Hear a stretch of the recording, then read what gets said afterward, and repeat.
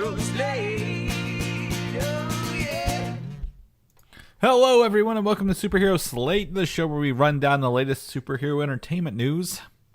Oh, we love TV, movies, and superheroes, so let's talk it all out. My name is Chris. And my name is Mike.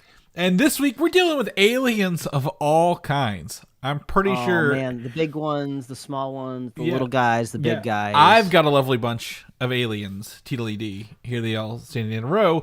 Because we got a Predator and an Alien trailer. I put Predator in here because Predator's a movie and Alien's a show, but we got new trailers for both Predator and Aliens. We got our first few looks at Galactus through some blurry screen art and toy form, which is pretty cool.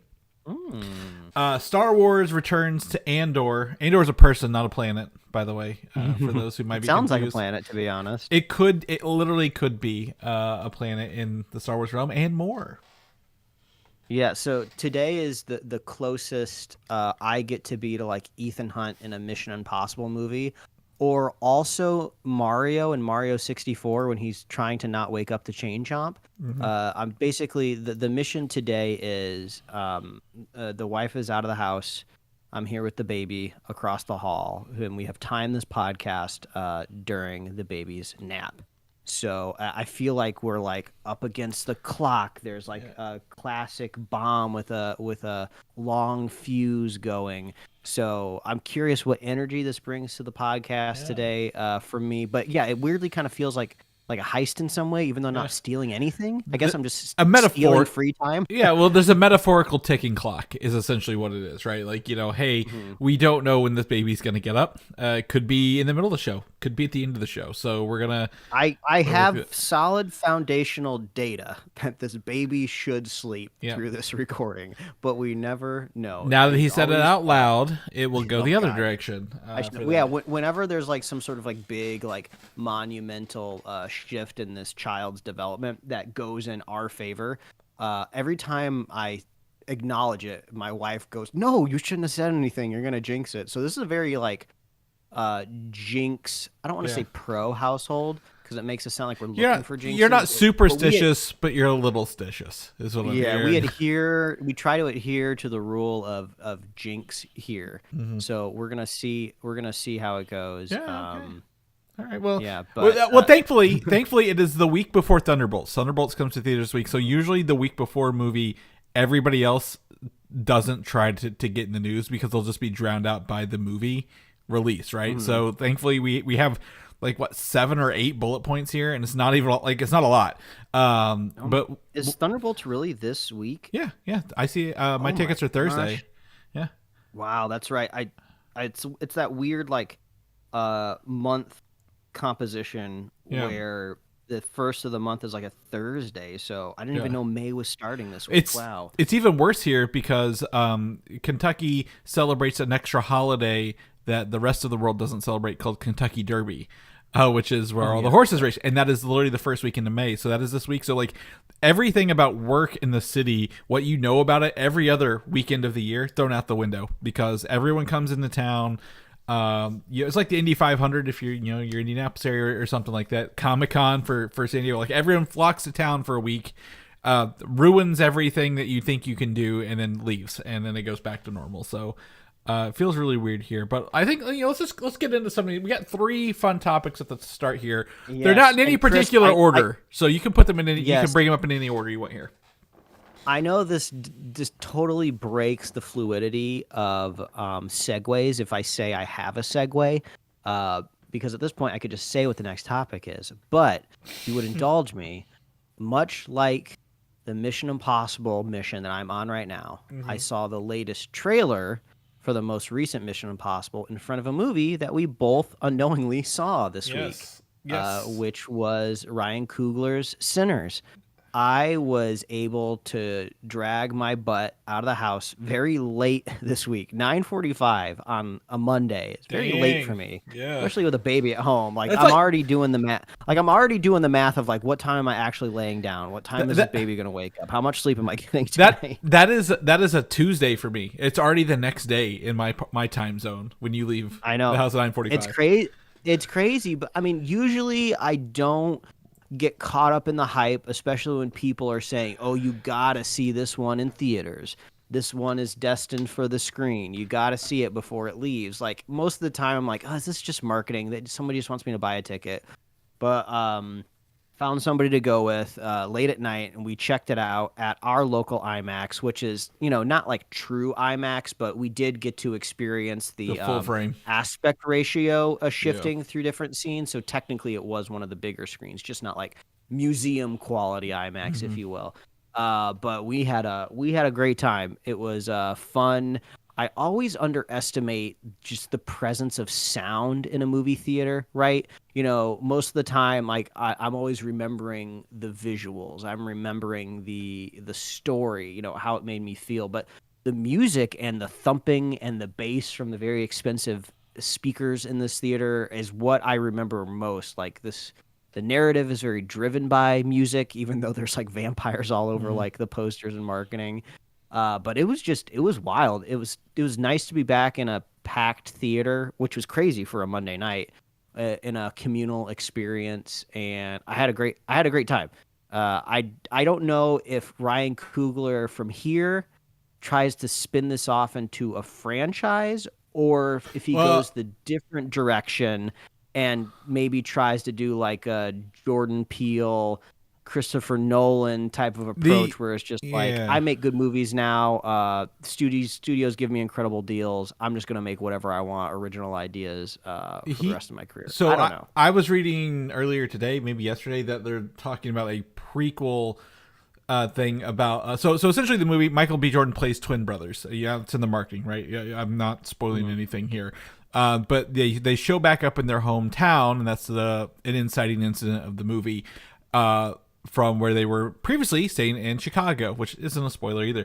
I've seen that they're talking about taking Michael B. Jordan, doing a prequel about their time in Chicago with the brothers, like what got them back, which I think could be interesting for this. I think the characters in this are interesting enough and have a lot of mystery that I would probably be okay with that.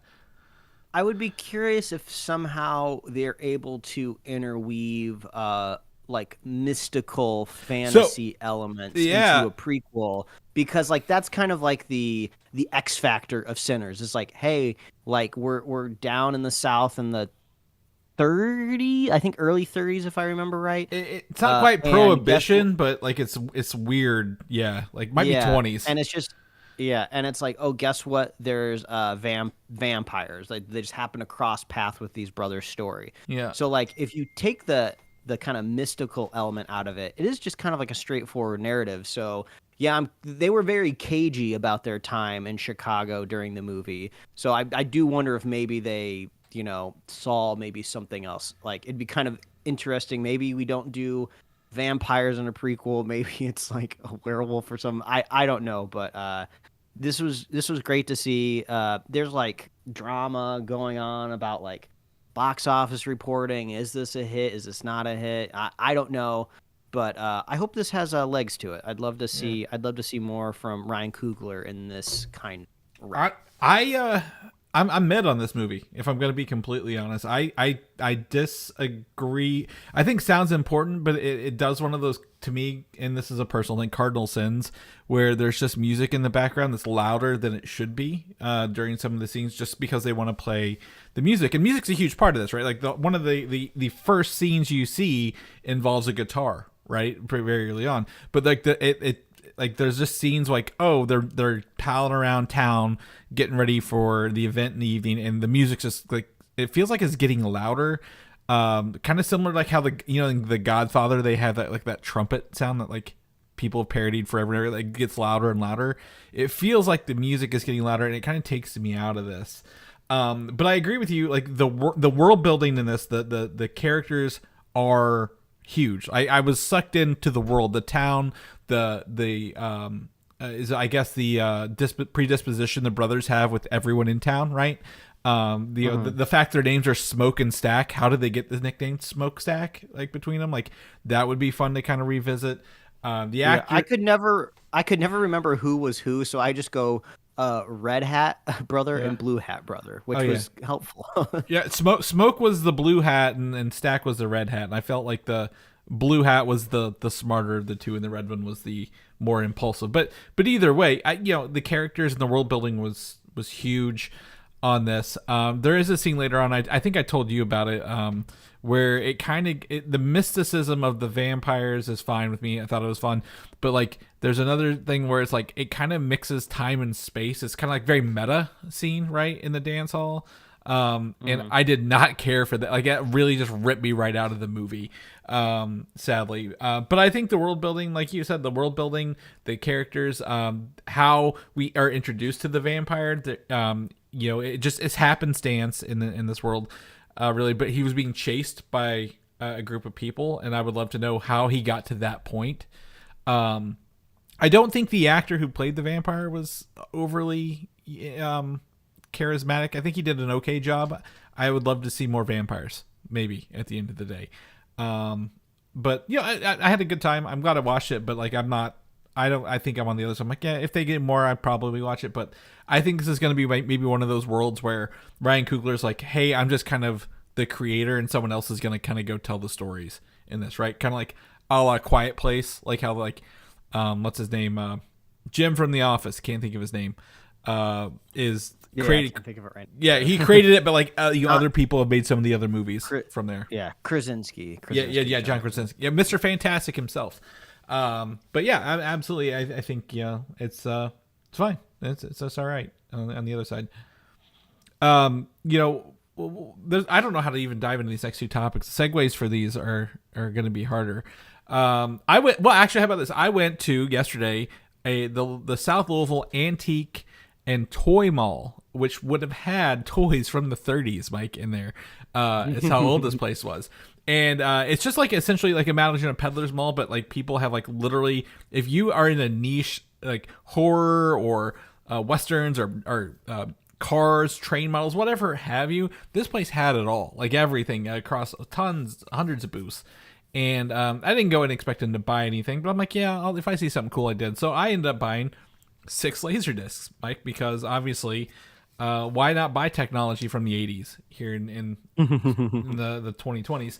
I was talking to you about it, yesterday on the phone, and my wife, she got Lady and the Tramp, she bought Fantasia, she bought The Lion King. I picked up Heat, which is a great movie from the 90s with Val Kilmer. I also got, what was the other one I got? There was I forget, but the point of it is I got the original Star Wars A New Hope on Laserdisc. And you might be saying, Chris, you already have that on Laserdisc. I do, but I have the version from the 90s with the black case with like Darth Vader on the front, which was like kind of matches the VHS release. But this is from 1982. And why is that important, Mike, at the end of the day, that I get a 1982 version of Star Wars? It's important because I learned this from you many, many years ago, that this is one of the highest quality sources that just normal people off the street can pull the despecialized version of Star Wars from. So if you're looking for the closest theater going experience to when the original movie hit theaters back in the day, the Laserdisc is the best place to go, like probably with the original film reel being the only thing better than the Laserdisc at this point in time. So the foundation of the people out there that have created the despecialized editions, the Laserdisc, I believe that, I mean, it's not all that they pull from it, but it's like the foundation, right? Yeah, so they use a lot of the Blu-ray releases to like do the majority of the material that wasn't touched, but if you want to take Star Wars back to what they would have seen in theaters in 1977, 80, and 83. The Laserdisc would have been it because they didn't really sell VHSs in the 80s, right? Like, VHSs came around later. People are probably very familiar with the 3-box set on VHS, but like getting a Laserdisc, it even says CBS Fox on it. Like that's how old it is that CBS was also involved in this. For the Laserdisc, but the one I got, the original one, the one I have from the 90s, but this is like as close to, and I was sending Mike some screenshots, and it's just absolutely fun to watch on like an old CRT TV. You wanted me to put it on the projector, the 4K projector, but we talked about on the phone yesterday, it's only got like 480 lines of picture. So like you blow that up to 10 foot, and it's like, no, this doesn't look any better on a big screen at the end of the day than it would VHS would. But it's so fun to watch and then have like these, original versions. And I have downloaded the despecialized version that came around a couple years ago, which has been cool to kind of have that. So it's been fun. It's actually playing right now, Mike, still on the TV over there. I started it earlier. I also have The Empire Strikes Back and Return of the Jedi on Laserdisc. The problem is with my Empire version, it's called it's an extended play disc, and the problem with that is each side of a Laserdisc can hold 60 minutes of video, like exactly. The Empire Strikes Back is 2 hours and 4 minutes long. So, oh my gosh. So how would you, Mike, a smart person, try to sell this? Would you do 3 discs? One full disc, both sides is the movie, and like the third disc is one side, some of the movie, and the other side like special editions. Like that's how I would do it. I mean, this is not how it would ever get approved, but in my mind, it's like you chop off the end credits, and put it on like a third disc. Well, you could speed up the end credits, right? Like speed up the end credits, like maybe not take them off. Too. You do that too. Or stuff like. However, the version I have is the least desired version of Empire on Laserdisc because they sped up the whole goddamn movie.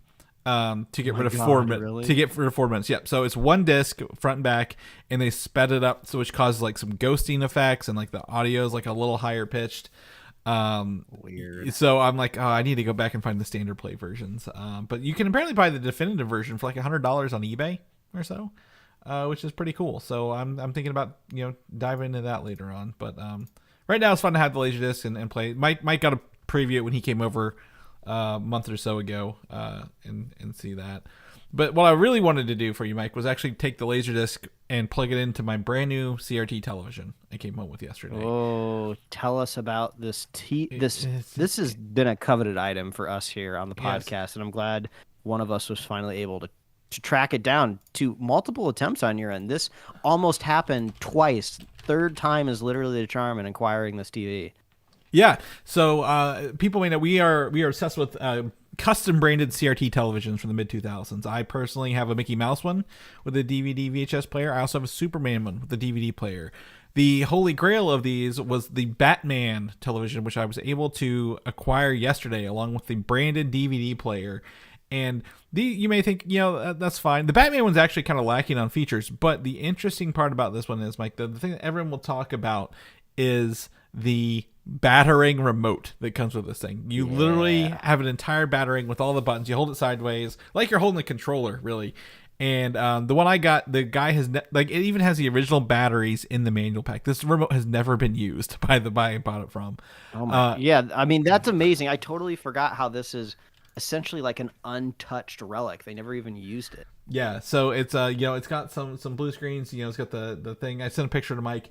It's got the unopened manual, so I'm gonna put this with the Superman TV. I might get rid of, again, I don't need this many CRT TVs, but they're gonna be cool. I'm gonna have to do some side by sides. I've been watching the Superman animated show on the smaller one, so I think I'm going to put Batman the animated show on this TV, Mike. Imagine watching that on this little dude. Oh my gosh, yes, we gotta set up a vertical, cozy aesthetic live stream where you're just playing Batman stuff on there. Yeah, it'd be really fun. So so got that yesterday. It was a big win. It didn't expect it. This has been like a month-long heist, if you will, to get this television along the way.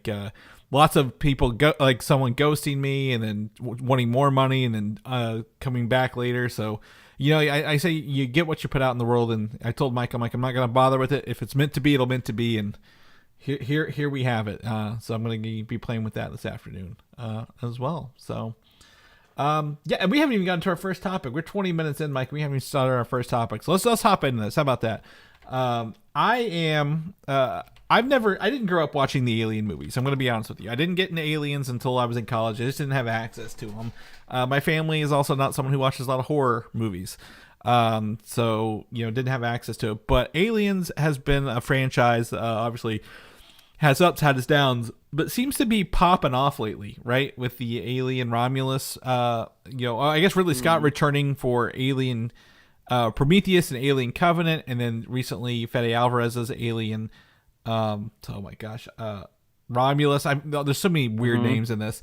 And then we get the next show, Noah Hawley, known for Legion on FX, doing Alien Earth, a TV series set after the first Alien movie, but before the second one, when the aliens and the Weyland-Yutani Corporation get an alien back to Earth. And it sounds like from this new teaser we got today, there are 4 other monster specimens that are coming with the alien. So it sounds like they're going to be making some really unique hybrids of the Xenomorph and these other aliens being taken over by the Xenomorph and adapting those qualities. This is just absolutely perfect timing because yesterday was Alien Day.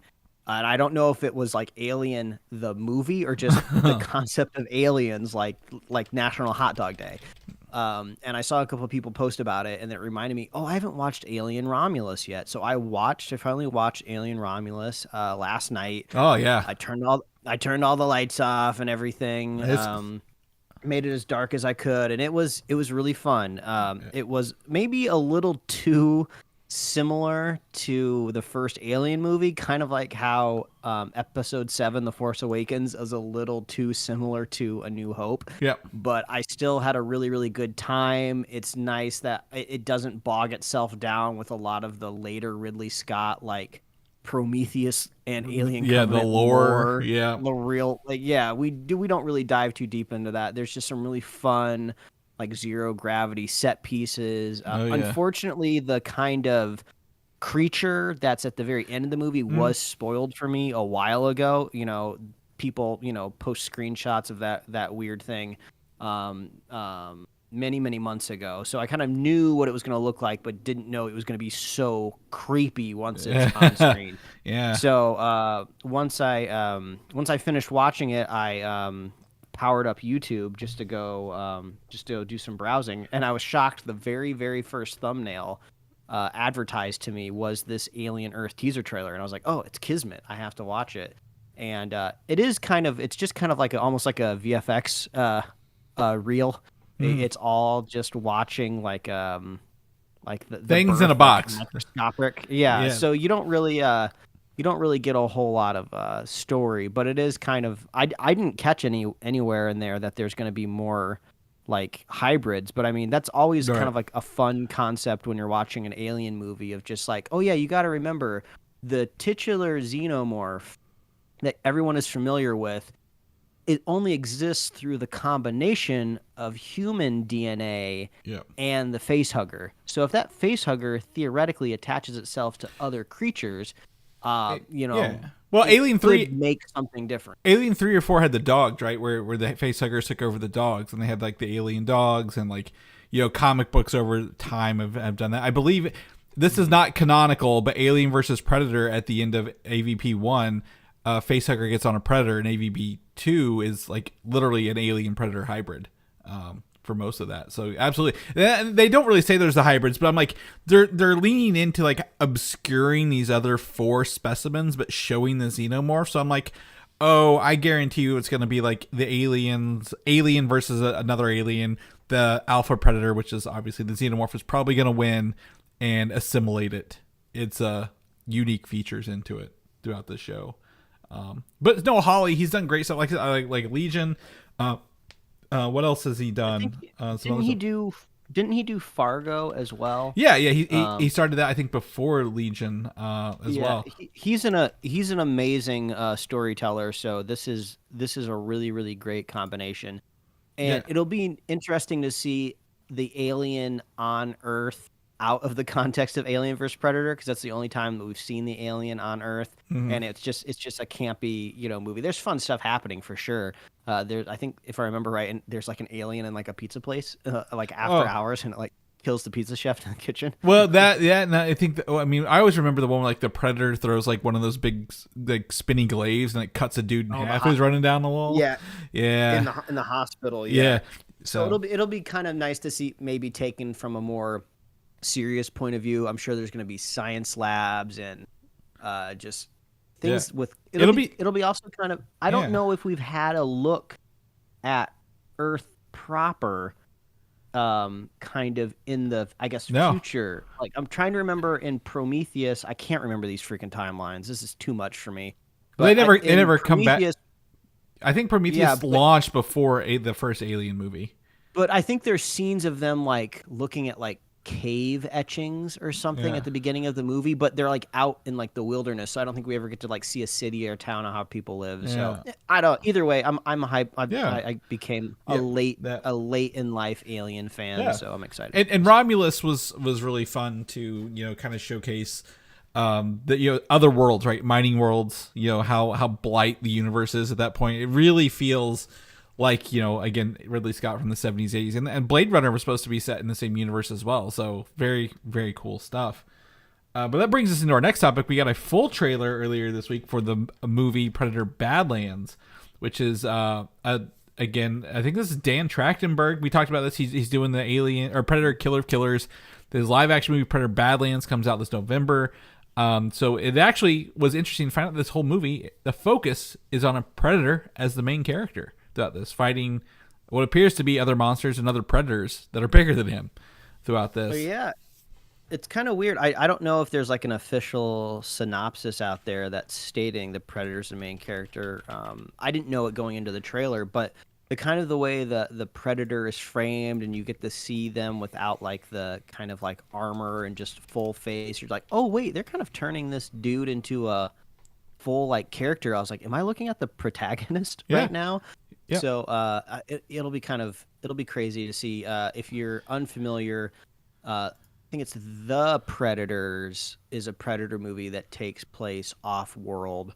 So there is precedent for setting the Predator outside of Earth, and that movie's actually really good. It's like a sleeper hit. You got to go check it out. That's the one with Oh oh my gosh, Adrian Brody and Topher Grace. Yes. Yep. And there's an awesome scene where one of the dudes has a samurai sword, and it's like the most iconic part of the movie to me. And it's just like, oh, yes, the Predator might not speak our language, but he understands when he's in front of another warrior. And there's like this awesome scene, and it's just like, I'll give you a warrior's death. Yeah. It's cool. It's dumb, but it's cool. I love it. Yeah. So the synopsis here is actually in the notes. So cast out from his clan, an alien hunter and an unlikely ally embark on a treacherous journey in search of the ultimate adversary. So yes, the Predator is the main character here, and the adversary or the ally is Elle Fanning, who's playing as we found out in this trailer, a Yutani Synthezoid, which are the robots from the Alien franchise. So yeah, which is crazy because I didn't know the synths were going to be such a prominent story element of Alien Romulus. So I feel like my brain is like prime for like synthoids. I'm like ready to go. Right. Well, and that's just like I think the best I guess inclination that these universes are connected. Right. We've always had like theories and games and stuff like that, but like this is the first time like we've had like a real solid confirmation. Like yes, the synths are going to be in here. But also, she's supposed to be playing like twin sisters, so I think she'll be playing a couple versions of the Synthezoid for that. And then also, the trailer opens on the trophy room, right? The Predators are known for keeping their trophies. I've included an image here that includes like some people. Looks like a Tyrannosaurus skeleton, but in the middle, I'm pretty sure that's a skull of an alien from Independence Day. Yeah, I think I've seen similar thoughts shared online, which is fun because I think they had the Xenomorph skull in previous Predator movies as a hint. So it's just like, oh yeah, let's just run through the other alien skulls that we have permission to show. Yeah, who wants to throw their alien in here? You know, that little one to the left, the bottom left of him, kind of looks like I know it's too big, but you know, in Men in Black, the little dude who's piloting the human suit. Yeah, it looks like his face a little bit. But you know, all aliens look the same. So yeah, this looks to be fun. Hopefully, we get to see some of these different creatures as the Predators off-world looking for those bigger adversaries. And I really enjoyed Prey. Like yeah, it was another I think movie that if you don't know, that's a Predator movie. It's a Predator movie. It was on Hulu. Pretty excited for that. So this is cool for them to be continuing their Predator Predator movies. And then I think I don't want to say it because I'll probably be wrong later, but Killer of Killers is also probably canonical since Dan Trachtenberg is doing both of them. So Yeah, it's also really easy to make Predator movies canonical in a way because it's not like a giant alien invasion that's coming to Earth and like changes the trajectory of history. It's just like, oh, this is just like a hunting ground that predators just like traditionally like make a stop off at and like Yeah. ruin a couple people's lives. Yeah. So yeah, you can really just toss a predator in every like century or decade and like yeah, it doesn't matter. Like Yep. it doesn't have to interconnect. It's just there seems to just be like trophy rooms is the only like thread that connects everything. Yeah, and usually the predator doesn't make it out alive. He usually blows himself up, right? Like the first one, like with Schwarzenegger, he self detonates. Oh yeah, they do have like a nuke on them. I kind of forgot about that. Yeah, so usually they don't leave any trace of themselves, or they take everybody with them. So, if you're a big Alien Predator fan, you are eating good this year. That is absolutely Yeah, for sure. Eat all the whatever aliens eat. Moving into some superhero stuff, we talked about it at Top Show. Thunderbolts is this week in theaters. However, fan screenings in several cities last week happened across the globe.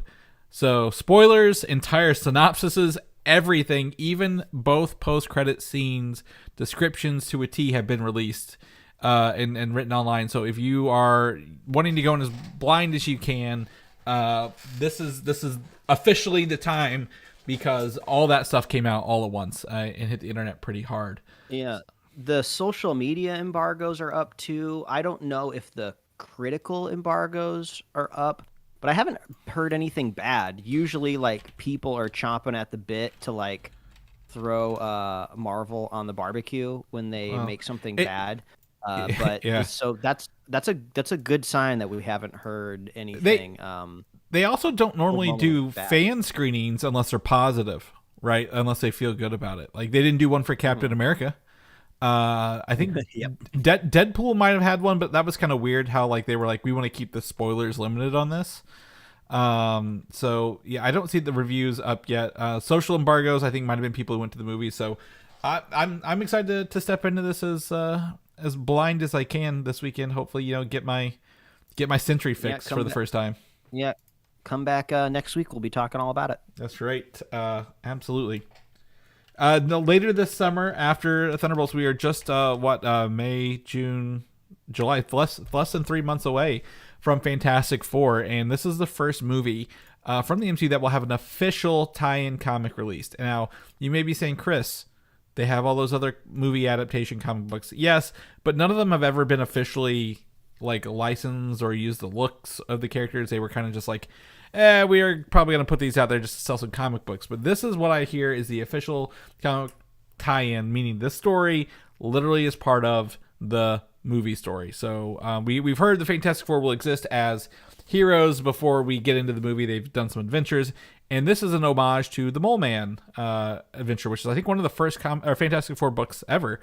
And it looks to be, obviously the likenesses of the characters and the Mole Man's big monster coming out of the ground here as well. Yeah, it's funny. This reminds me, and this is kind of like a slight detour because I was able to finish watching the most recent season of Invincible over the weekend, and there is kind of like a Mole Man-esque character, and I feel like mole men villains in general are always looked at like as a joke. Comic books, the Incredible movies, but they create like a very, very dangerous mole man in the most recent season of very adversarial, and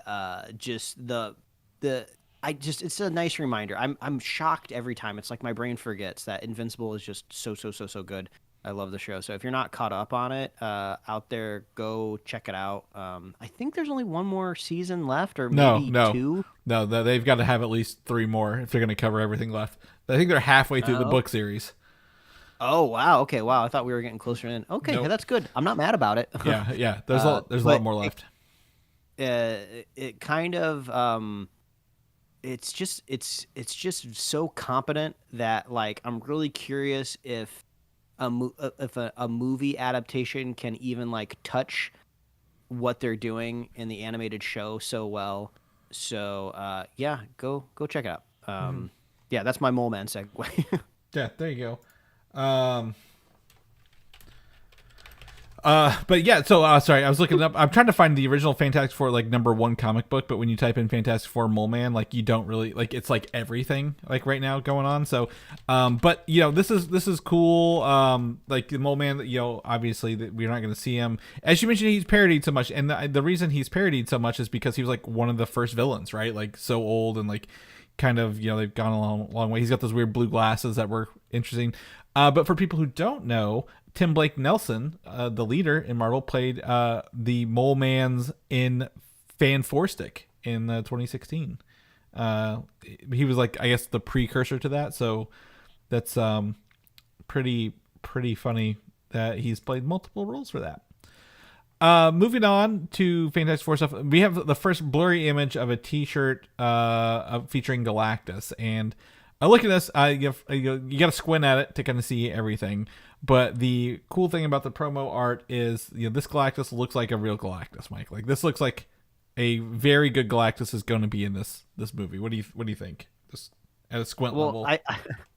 I looked at this and I was like, isn't this what AI is supposed to clear up? Isn't it all about like diffusing and then reassembling photos? I feel like somebody could run this through a AI model and get it a little crisper for us. But yeah, I'm curious how. I mean, I feel like we got a sense of the scale of the Galactus from the trailer. We know about how big his foot is compared to like a city street. So at least it seems like he has taken the form of something that four superheroes could kind of like punch in a way. And you even attached here a Lego set that maybe reinforces that a little bit more. Yeah, so the next thing we had I saw this morning is the Fantastic Four Lego set has been seen. Looks like on shelves out in the wild here. So we got the Fantastic Four branding there with the team, but this is a small Galactus set. Like this isn't the one. Like I really want to see the Galactus set, Mike. That's as big as the Avengers Tower set they have, right? Like, oh, that would be sick. Yeah, but like in this one we get the flame on Human Torch, so he's like part person, part flame. Invisible Sue Storm, the Thing with his huge oversized rock hands, which are funny, and then long legs Mr. Fantastic. Yeah, it looks hilarious. I've never been a big fan of the superhero Lego sets because in my Lego playing brain, I like building like vehicles or structures or objects or like robots. I mean, I know this Galactus kind of is the vision of a robot almost on here. But that's what I like to do. Yeah. So I never really liked the superhero sets, but I always like to see how they try to turn the superheroes into minifigs. So yeah, the Thing with the tiny hands is so funny because like I would think they would have tried to find a larger size minifig, kind of like Hagrid from the Harry Potter Legos, so they actually have the Fantastic Four in the Lego games, and he is a big fig like the Hulk. So like in Lego Marvel Superheroes, I'm actually going to send you the link, Mike. They have a big fig of the Thing, like so you don't have to like guess what he would look like. They literally have it. So this is interesting that they've gone like a normal human-sized person with a just big hands. Really, like it's like a normal body with big hands. But yeah, to me, this looks like a cheaper set at the end of the day. But yeah, there better be another Fantastic Four set that has the full flame on Johnny. Because I want to see a full red minifig with like the black grill marks all over it. Like that's the Human Torch to me. So and then like Mr. Fantastic has got to have stretchy arms. Like I like it when Lego has to go out of their way to make a brand new molded piece of plastic, and I would love to see like longer minifig arms or something, like a crazy straw or something. I don't know. We'll have to see. Yeah, exactly. But I don't know. I just wish like again, this is early, so this is stuff on shelves. But I would love just a huge Galactus, like to literally like they have the Daily Bugle building. You have the Avengers Tower. Like you start building these things, and you get Galactus. I want the big Galactus, who's as big as the building. Like yeah, it's gonna be a little expensive, and he's probably not gonna be articulated. But I would just love to see that, right? Like that's kind of kind of where it is for me. But you can't win them all. At the end of the day. Now, Fantastic Four is coming out end of July, so if we get, I guess tickets will probably be on sale maybe June. So we'll keep you guys posted as that moves through. This is our time for our weekly Avengers Doomsday set photo check-in. Because that's what's going on right now. Right now, we have a new 2-minute video flyover of the debris-laden X-Men mansion. I thought maybe we were getting like another set. It's just people keep getting drones out there. It's so funny. So this is so funny to me. Every time we see the same set, it's a little more built at the end of the day, right? Like you get to see it. And what's interesting is like there's no people actually in this out here working while this drone's going on. So they don't take the opportunity to fly the drone low and get a good shot of those statues, because that would be who I'd want to see, right? Who are these statues representing? But at about, I would say, is it 50 seconds through, it actually turns around and shows like the entrance to a building, like a nice building. So I'm trying to decide, is this like a ship that landed? And like this is like the ship bottom? Because if you look to the left of that, like where like one of the craters is, it looks like this is sitting on top of the crater. Yeah, it's not like organically fit into the walkways. Yeah, so it looks like it's like maybe a ship that has landed, and like this is like people are going to come out of it, or maybe they're running into it, and maybe this is an escape ship from the incursion. I don't know, but I was really hoping. I watched this whole video. I'm like, oh, they're going to get down there in the statues. They're lowering, and they pulled away. So they got two things is I noticed they're also employing the shipping container walls. Yes. Which is something that we saw on the Supergirl set. So now I don't know if this is like new or they've been doing it for a while, but this is an interesting like filmmaking technique of like, we need tall walls. Let's get shipping containers. So I don't know if this is just like a local thing. I haven't really seen it anywhere else on other sets. So I think that's kind of fun. Is Supergirl in England? I know this is in England or London, UK area. I don't know if Supergirl is. It might just be a film thing overall. That might be in Georgia. Yeah, maybe. It's interesting. And then also the Pope died, so his funeral's coming up. I know, hard pivot, right? But there's some videos around showing like the security detail of like people trying to protect the Vatican until the event happens. And there's like these big buff dudes like walking around with like anti-drone guns, and I'm just thinking like they gotta get some of these guys on retainer. Yeah.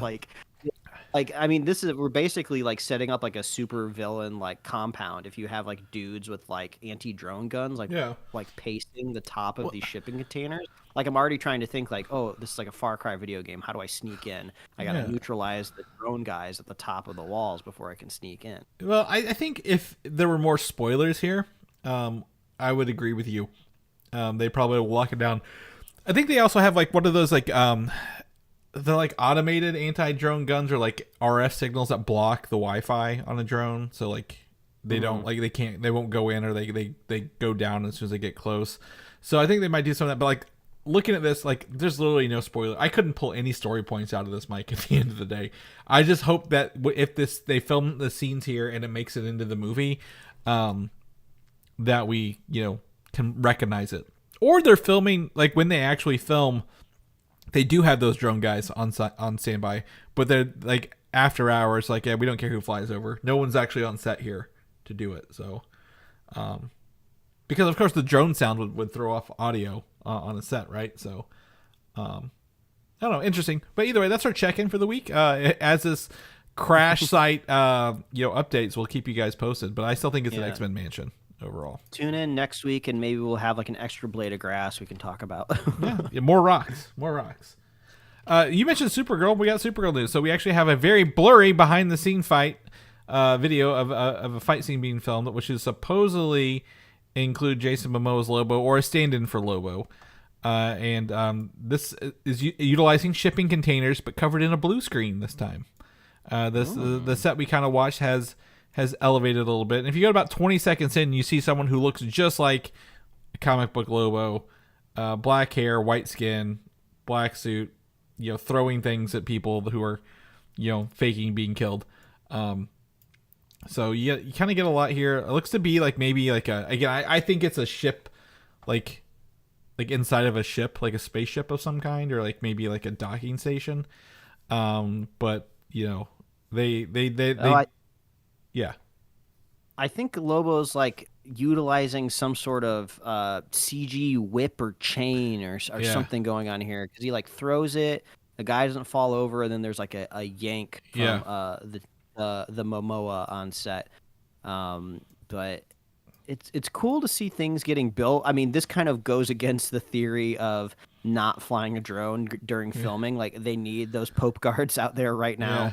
Or if this is just like in Atlanta, in the South, I'm sure they can find some good old boys with rifles that they can hire to just like blast these things out of the sky. Well, I would also say this is blurry enough and far enough away. It could be one with like a zoom lens. Like, they could be like a mile away, because like not like the other one where like they're like over it, like slowly hovering.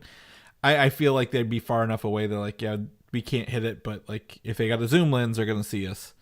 Yeah, you got a good point there. Yeah, this is, and then they zoom in on top of the zoom in this video as well, and it's just like looking at mud. yeah. This is the largest pixels I've ever seen in my life. This is the Laserdisc version of Supergirl we're watching right now. You go. But yeah, so obviously containers, blue screen, Lobo. Jason Momoa said he was done filming, so I want to believe that this is like a B unit. Filming some stunts with like a stand-in, like not using him, or he lied to us, one of the two. I don't know.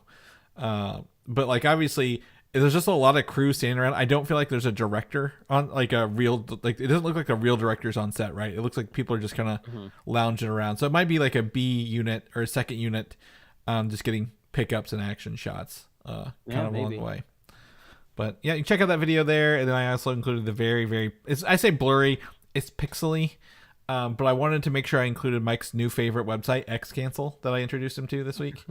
I've been thinking of telling you, I was like, we should stop including X links if we can in the show.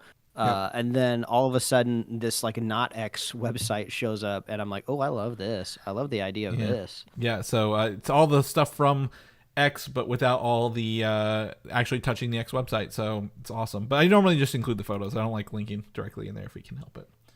At the end of the day, we have gotten through a lot of this notes here, and we're going to end here with the debut of Andor, now streaming on Disney Plus, season 2. Boy, how long ago was season 1? Long enough where I needed to watch a recap myself. 22. So I ran to my favorite man of recaps and watched his Andor season 1 recap, and he kind of points out during the recap that there's like 3 like just really powerful like monologue moments in the original season. So I went back and I kind of just pick and choose some scenes from season 1 before I started watching season 2, which is not something I usually do. Usually like a recap is enough for me, but I was like, okay, I want to watch the One Way Out scene. Okay, that was awesome. Love that. And then in that same episode, we get to see Skarsgård talk to his mole of what is he giving up, and he's like, oh, I'm giving up the sunrise and the sunset. I'm giving up my whole future, even though no one will appreciate it, basically. And I was like, oh, that was awesome. Yeah. And then the Andor's basically like mother, the speak form, yeah, telling people to wake up, and I was like, oh, this show's so good. So like that was enough just to get the goosebumps rolling for me. One of the cool things about that speech at the end of the original version, she was going to say "fuck the Empire," but like Disney was like, you can't say that. I was like, that would have been so much. That would have like added to like how adult themed this show is at the end of the day if they would have just let her do that. Like, I don't think it would have hurt anybody. No one would have been up in arms. I think it would have been a really cool thing, but at the end of the day, the speech still stands whether they say that or not. But 22 November 2022 was the last one. I remember watching it literally the week after was Thanksgiving when it was done, and we binge watched it because my wife and I were both homesick, and we were like, we'll just watch this, and it was a great time. I had a good time. So after some delays but not dismays, the show has returned to Disney Plus season 2. And a little fun fact for people who don't know, this is the last season of the show. This will catch us up in between the end of Andor season 1 and the beginning of Rogue One. And they're not doing it like it's 5 years. They got to cover 5 years across 12 episodes. I think it's 12 episodes, right? 11 or 12. Yeah, 12. So they're not going to be going like, oh, we're going to see a lapse of time every time. It sounds like they're going to be releasing these in bursts of 3 chapters to catch up on that and just picking very important parts of the stories and characters, right? So other than Cassian Andor, we get a return of Mon Mothma. Has some huge scenes. Andor's friends, I guess. I know her. Her name's Bix, right? The girl who was like kidnapped and tortured last time. What was the name of the guy you just talked about? Who gives up everything? I don't remember. What is his name? It's a Skarsgård. I just Luthen Rail. There it Luthen is. Rail. Yeah, Luthen Rail.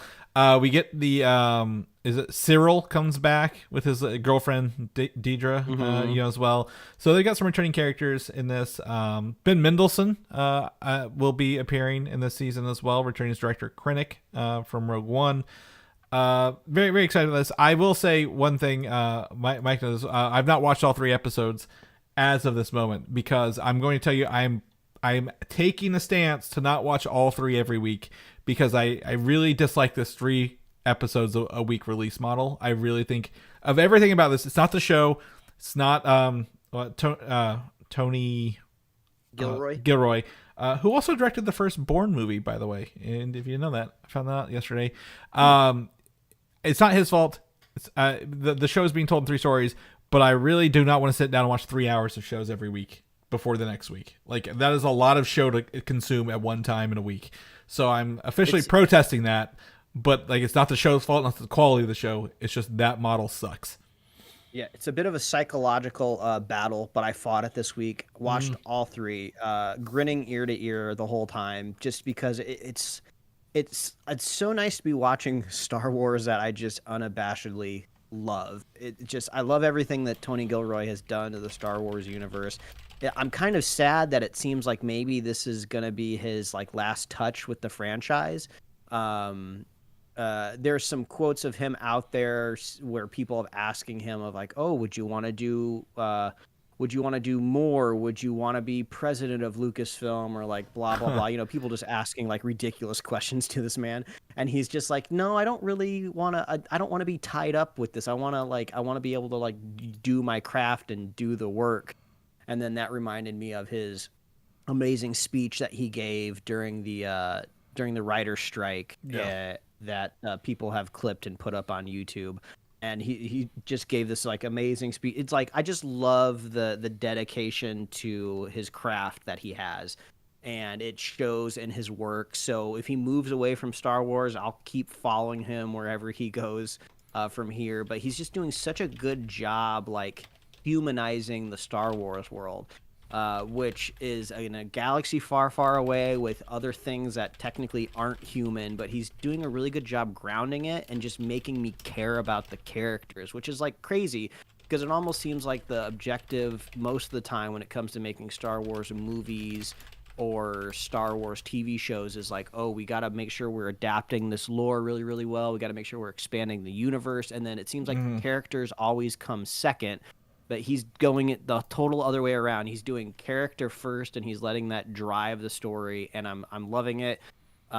He just makes even the most simple things more interesting to me. It makes me think of The Acolyte, which was like a fine show. I would have watched the second season if it got it, but I could just all of the effort that was put into like the little robot character in The Acolyte that was like basically the sonic screwdriver of the Star Wars universe that could do anything and get a character out of anything. Like so much attention was put into this little dude, like make him look cool and like have a voice and do things and be like a whole character. And then in Andor, a character will just walk up to like a control panel and like slide it out and start touching buttons and moving knobs. I'm just like, I'm way more fascinated with this interesting looking keyboard that was created for this show than this like little droid character that I'm supposed to be emotionally attached to. So it's like even like the finer elements are just everything is like handled with care. And the best part about this season is we just get to jump right into it. We don't have to introduce anybody. We just like hit the ground running. There's a great set piece that kicks off episode 1 that's like super fun, super interesting, exactly the type of niches that I want to explore in the Star Wars universe. I was telling you on the phone, we were chatting yesterday. They commit the biggest sin still that I hate about a lot of these Disney Plus Star Wars streaming shows, where nobody knows how to end an episode. It's like everyone's told, like, oh, don't worry, everyone's just gonna wait until the end and binge all of these back to back. You don't need to make a satisfying end to your episode. Just end it when something crazy's happening and people will have to come back next week. So no episode on its own is satisfying the way it ends. And that's still happening here, which is really, really annoying. But like you said, at least I kind of had the opportunity to watch all of these 3 back to back. And you are correct. They all work within concert. It starts off saying, I believe 1 year later is where we pick up in episode 1. So my expectation is when I watch episode 4 this week, it will say 1 year later or maybe 2 years. You know, I don't know exactly how far they'll progress between these story blocks. So it's fun to kind of pick up where we left off with these characters. Kind of fun filling in the gaps. But yeah, everything's just great. I'm loving it. It's taken very seriously. There's like this also very stark contrast because there is a planet that some of our characters are on that's a wheat harvesting planet. And if that sounds familiar, it's because that's what Zack Snyder did last year? Like 2 years ago. Or was it 2 years? God, man, time is a Well, he had a year after he did like the special editions. So maybe you're thinking the special editions last year. Maybe. I don't know. But he had a whole wheat planet thing, and it's just like, it's so funny because everybody criticized Rebel Moon because it was just a Star Wars knockoff, and then Star Wars comes in and goes like, I know they're not, you know, some Snyder fans would probably claim that Tony Gilroy is ripping off Snyder. That's just stupid. That's not what's happening here. He is too busy and too creative to worry himself about what Zack Snyder's doing on Netflix. But they just coincidentally also have a wheat harvesting planet. And it's just like, oh, this is how you're supposed to do it. This is exactly how you're supposed to tell this type of story. And it's pretty much the same narrative, too, of just like an empire imposing its will on your planet that harvests wheat. But it's done with so much more sophistication and less hacky. So Andor just does it does Rebel Moon better, it does Star Wars better, and this is just wild because just flashback to like years ago on the podcast where we were just talking about who needs an Andor show. This is stupid. Disney Plus, this is a misfire. You're wasting your money. But like I've eaten crow 1,000 times, and I'll eat 1,000 more crows if it gets me more Tony Gilroy in Star Wars. So I'm afraid I may have overhyped this for you, Chris. No, I mean, like, well, I mean, I'm not. Again, like I said, I'm not unhyped for this.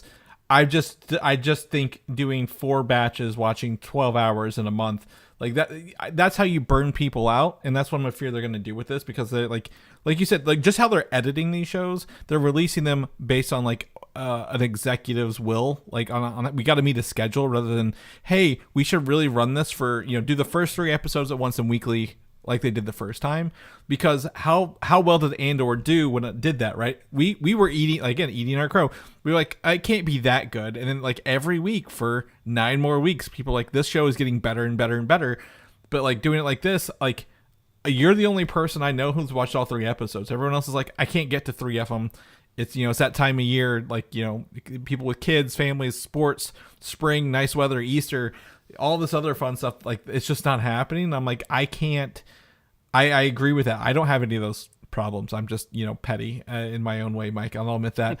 But it's just one of those things. I'm like, I wish, again, to them, it's not Tony Gilroy's fault. It's not Andor's fault. It's the executives at Disney Plus making piss poor decisions that I think are hurting the streaming service more than helping it at the end of the day for Star Wars, because I think you're right. I will disagree. You know, my stance still stands after watching, you know, a little bit what I have seen. This show is not representative of Star Wars because there's no aliens in this, Mike, or very minimal aliens. It's all humans. Like, you could make this The Wire in Star Wars, and that's kind of what it is, right? Like, literally, you rip Star Wars out, it's still a story that can apply anywhere.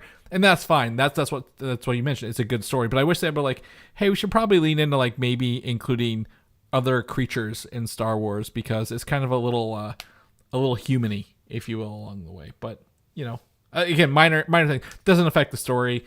Do you think we're gonna see the return of the guy who can't swim from season 1, played by Andy Serkis? Yeah, I mean, I feel like maybe we will, just because we were left very undefinitively of what happened to him. I mean, I'm okay if we never see him again, just because I felt like he achieved his ultimate goal, which was just freeing He was getting his everyone brethren. there. Yeah. Yeah, so it's all, and you could kind of see the final look on his face of just like, oh, I did this all for everybody else. I might not get my freedom, but at least I did it for everyone else. And then I gave the metaphorical middle finger to this prison. But it would be kind of fun it would be a really cool reunion, because we do know, at the very least, if he didn't pop up in these first 3 episodes. I'm sorry if that's a spoiler, but he did not pop up in the first 3 episodes. Yeah. But there's still plenty more to go. So if he does reunite with Andor at some point in time, it's going to be like, oh, it's been years, buddy. It's so nice to see you, type of thing. Yeah. No, absolutely. I would love to do that, like, see what becomes of him, because if he's still there, we're still working. I know there's still, the Death Star's still not done yet, right? We know that in Rogue One, so it could take some time, but I'm definitely interested as we kind of work through it. Like I'm gonna watch it. I'm not watching it. It's just gonna probably be a little slower as we work through it, but that's okay with me. Mike, anything else? I want to make sure you have some time to check in on your family before you go. Anything else before we drop off of here? All I want to say is we completed it. We finished the heist, Yes. the free time heist. Baby's still sleeping. Fantastic conversation. We even got to cover the Batman TV you picked up yesterday. So if this was not a successful podcast, I don't know what one is. I agree. It's always funny because Mission Impossible is coming out, by the way, and I think I'm actually going to get IMAX tickets to it. They're doing a fan screening in IMAX because I'm a huge fan. I wouldn't say like I'm like obsessed, but I do like watching those movies. But I think you've talked me back. You've brought me back in, Mike. I wasn't going to get them, but now you've got me back in. But if people want to know what you're up to, what you're doing, where can they find you at, man? Oh, they can read my webcomics at pickledcomics.com and liferewardsrisk.com. Chris, if people want to catch up with you, where can they find you? You find me on Instagram, Valdan87, VALDAN, or Video Game Systems of the same name. I'll be posting this TV up. As soon as I get some content I can watch on it, I'm going to be sharing this Batman TV for everyone to see. So follow me there if you want to see that. People want to know more about the show, where they can go, because we got a lot of links in our show notes today. If they want to find our show notes or our release schedule, where can they get all of our goodies? Oh, all you got to do is head on over to superheroslate.com. That is our rebel base for everything we do here at Superhero Slate. You can find us on Apple Podcasts, YouTube, Spotify, wherever else you're listening to podcasts. We're there. We got merch at superheroslate.com/store. We love hearing from you. What are you playing? What are you watching? What are you reading? Let us know. Reach out. We love hearing from you. And we also love our super fans. So if you want to be a super fan of Superhero Slate, it's very easy to do. All you have to do is share the show with a friend. Share the show with a buddy, and we will be here every week, folks. That's right. We'll see you guys next week. Bye.